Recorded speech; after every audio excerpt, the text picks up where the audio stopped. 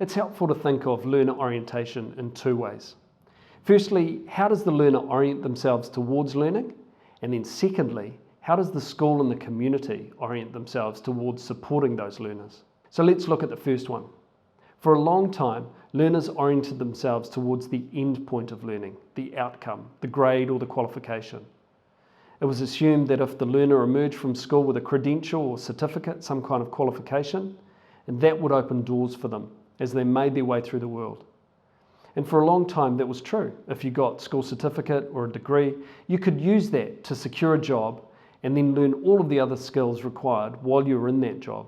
But now there are so many people with qualifications. This generation's the most highly qualified we've ever had, that simply having a credential or a qualification is no longer enough. Tony Wagner, the Harvard Professor of Innovation, says the world no longer cares about what you know. What the world cares about is what you can do with what you know. And so there's been a shift towards not only knowing stuff, but also the process of learning. And we're orienting ourselves closer towards learner needs. The various New Zealand curriculum documents have anticipated this shift really, really well, this shift towards actionable knowledge.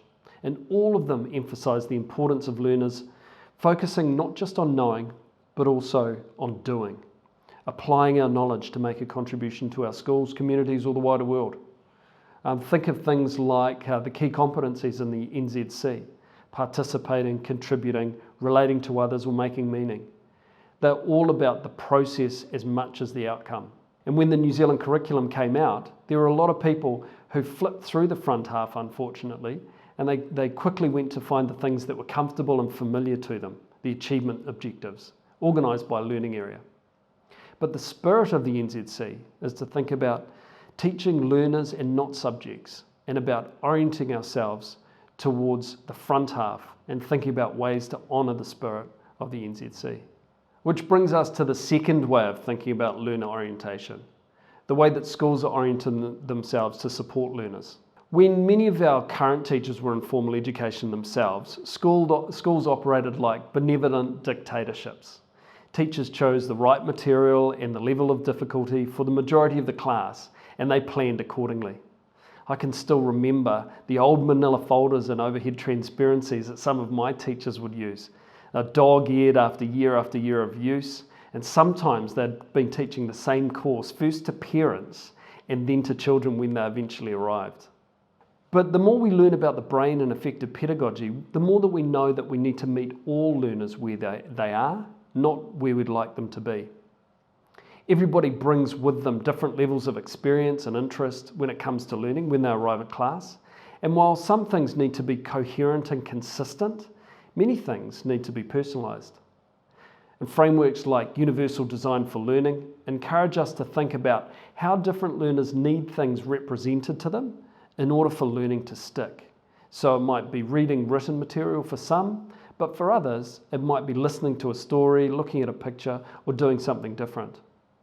Or even different ways of expressing their knowledge. Does everyone need to write a paragraph or an essay to demonstrate that they understand this concept? Or can they tell you orally?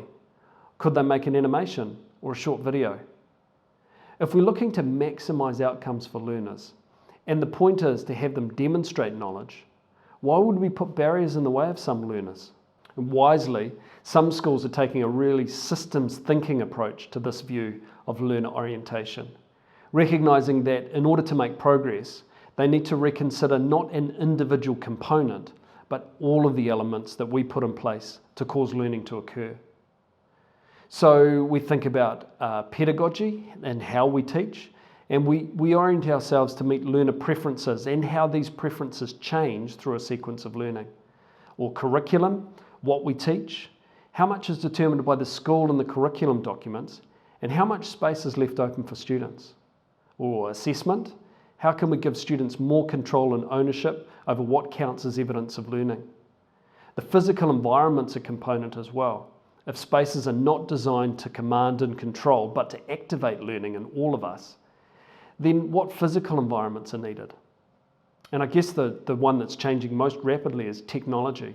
What role does technology play in personalising learning? How can it make teachers' lives easier so they can focus on the most important stuff? And out of all of these, Technology is evolving rapidly. With the changes that are taking place at the moment with the web, adaptive learning and the creativity tools that learners have, what we're increasingly coming to realise is that it's not just one of these tools that will make a difference, but it's the interplay and the relationships between all of them. So we look at the physical environments as an activator for this interplay. If we're able to take an existing physical environment or even build a new environment that might allow a much closer focus on learner orientation and what learners need in order to ramp up their learning, then we're starting to see schools move further and further away from the isolated, single-cell type classroom that has dominated schools for a long time.